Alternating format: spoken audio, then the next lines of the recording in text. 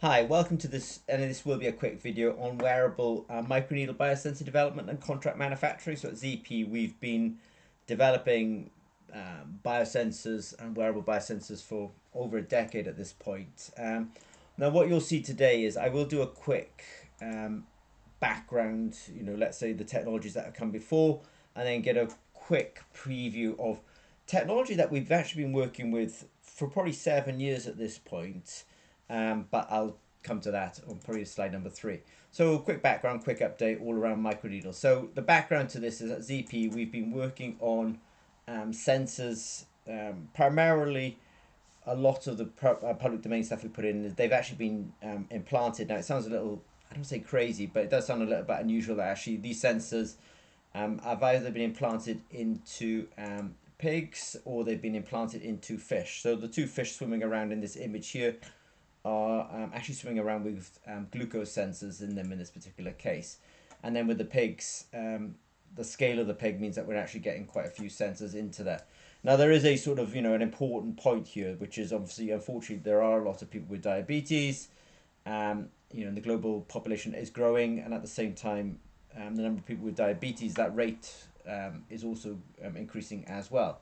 So as I say, there's a little update today, which is at ZP, we've worked with companies that do wearable biosensors or on the skin. So any of these images that you see, these photographs are ZP images, transdermal sensors. So at ZP, we are experts in electrochemical, and if it's on the skin, that's great. If it's transdermal, great. If it's implantable, then the slide previously when I was showing the pigs and the fish, those are implantable sensors. And even microneedles. Now, microneedles are something that we're particularly strong in.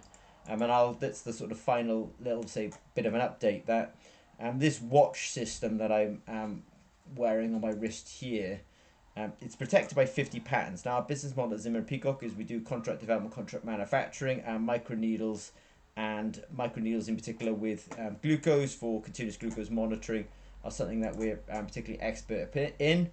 The nice thing about our technology is it is, first of all, IP protected, but we do license that into clients as long as the client is well funded and has a strong business model.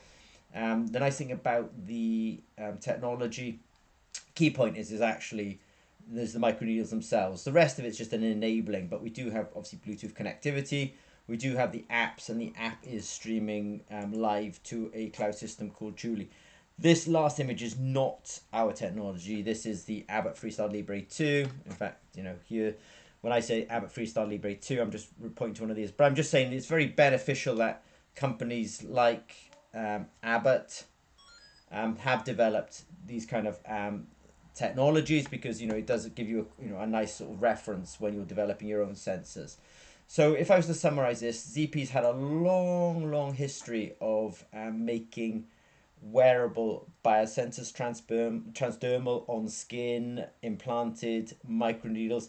At this point now we have this microneedle technology that's been in development for over 7 years. It has 50 patents behind it, and now we're getting it back onto man, or human, let me say, and we've got the needles, we've got the through skin technology, we've got the connectivity, and we're sending the data to the cloud. So if you have an appetite for wearable microneedle technology and you're looking for a really strong step up in your application, then please don't hesitate to contact us.